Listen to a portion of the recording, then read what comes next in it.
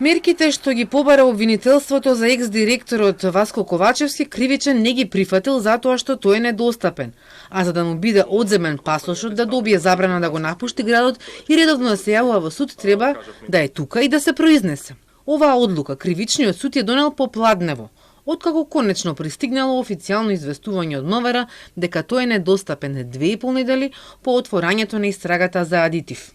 Судија на претходна постапка може да постапува и да донесе решение за прифаќање на предлог на јавен обвинител, без да биде сослушано осомниченото лице, само доколку за истото е предложена мерка притвор, но не и кога против истото лице се предложени мерки за предпазливост, како во конкретниот случај, и истото лице воопшто не е лишено од слобода и спроведено во судот да се произнесе за предлогот, како што налагаат одредбите од Законот за кривична постапка.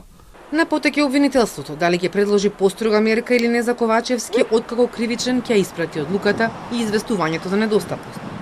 Овој документ неопходен е и за да може обвинителството да побаре од МВР, да распише меѓународна потерница за Ковачевски, кој е под истрага веќе 16 дена.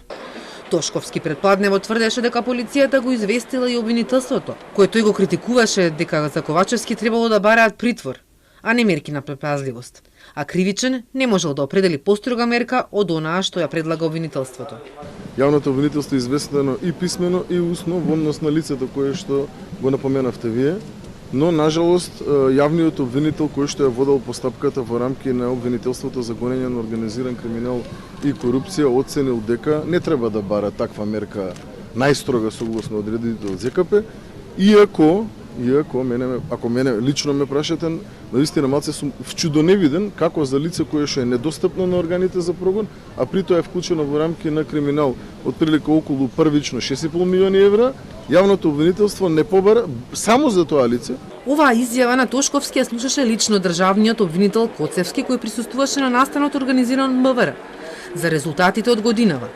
и беше во позадина додека министерот и премиерот даваа изјави. Од обвинителството за гонење организиран криминал му одговорија на министерот дека официјално известување за достапност досега не добиле. Единствено што пристигнало од МВР е известување за постапување по 77 наредби за претрес, во кој било наведено дека Ковачевски во моментот на претресот не бил пронајдена домашна адреса и не бил забележан подолг период од страна на соседите. Од обвинителството велат, Законот за кривична постапка е јасен и дециден, доколку се утврди дека е недостапен известувањето на МВР за недостапност, судот го испраќа во обвинителството, кое треба да се произнесе по мерките за обезбедување.